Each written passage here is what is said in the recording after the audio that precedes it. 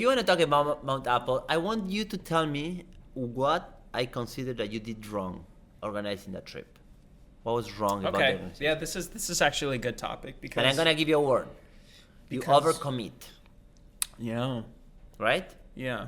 What happened is, you call me, and you go like, let's do Mount Apple. We do A, B, and C. And I told you, well, it will be the first time I sleep out of my house since my Liz was born, and I want to be back in 24 hours. Right? So that was one of the conversation. How would you describe Mount Apo in one word, just that experience? Very intense. Yeah, did it exceed your expectations? Mount Apo started the moment I jumped on my car on the way to the airport. Our flight got canceled 3 times. We got a flight that I have to basically absorb you in, because there was a risk that if we don't jump onto that flight, you don't make it, and we don't do Apo at all, right? Yeah. So arriving in Davao, you were concerned. Right? Yeah, that's better. I was more just concerned, like, I hope everyone's happy, I hope everyone's okay, because I'm the one who orchestrated this entire event and stuff. The hardest part for me of Mount Apo is we landed, and I thought I was gonna get 2-3 hours of sleep. We got 0. You know when you don't sleep, because of the adrenaline and because of the whole situation, we were awake, we were like active. But when you don't sleep, you still a bit blurry everything, right? So everything, like, we started with the headlamps. I couldn't see anything. Yeah, we hiked in the pitch black. You can't see anything. For 5 hours. Yeah. That's the first mental block like I got. It's like I couldn't keep looking at the light on the ground. And then it was muddy. When we arrived at campsite, I was already getting a bit lighter. That's when I took my first nap of 15 minutes. But without that nap, everything would have been different. Yeah. And then I woke up. I said, okay, I'm re-energized. You were there. We were starting. And then light. Perfect. And when you think that, okay, now things are going to get better, what do we hit? The boulders. The boulders. Yeah. Man. There's sulfur gas in your face. You're coughing. And this is poisonous. It gets in your eyes and your face. You can't see. It stings. And then on top of that, there's no trail. There's just giant rocks, and you're jumping from rock to rock, and it is very dangerous. You know you're the reason for my last breakup.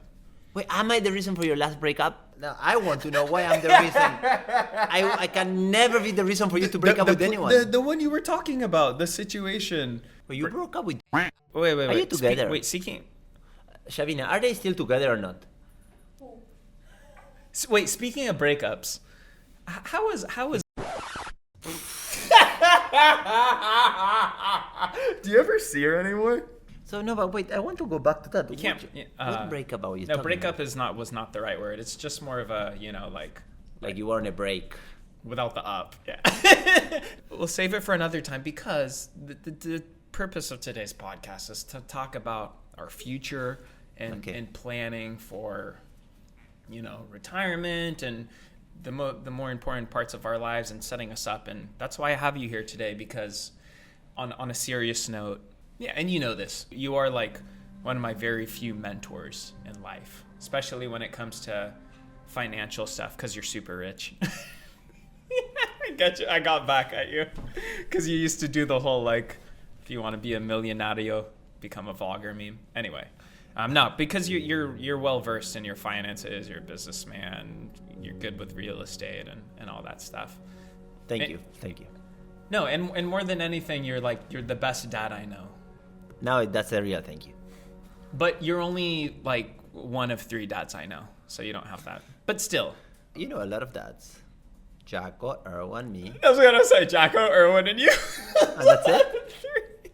But yeah, I'm really excited that I get to use a podcast as an excuse to get free advice from you, which I know your consultant fees are through the roof, because I know your opportunity cost. I don't do consultancy. It's priceless. I know how valuable your time is, because you're always thinking, I could be with my children right now in Selene, which is kind of the argument we got in at Mount Apo with that whole situation. One of my most important relationships and friendships in my life is with Nico and Selene, and that wouldn't be possible without AIA. And today we got to have an awesome conversation. And if you aren't convinced with which life insurance brand to go with, then I don't know what else to say. But be proactive in love and share real love with your loved ones. And choose AIA Philippines.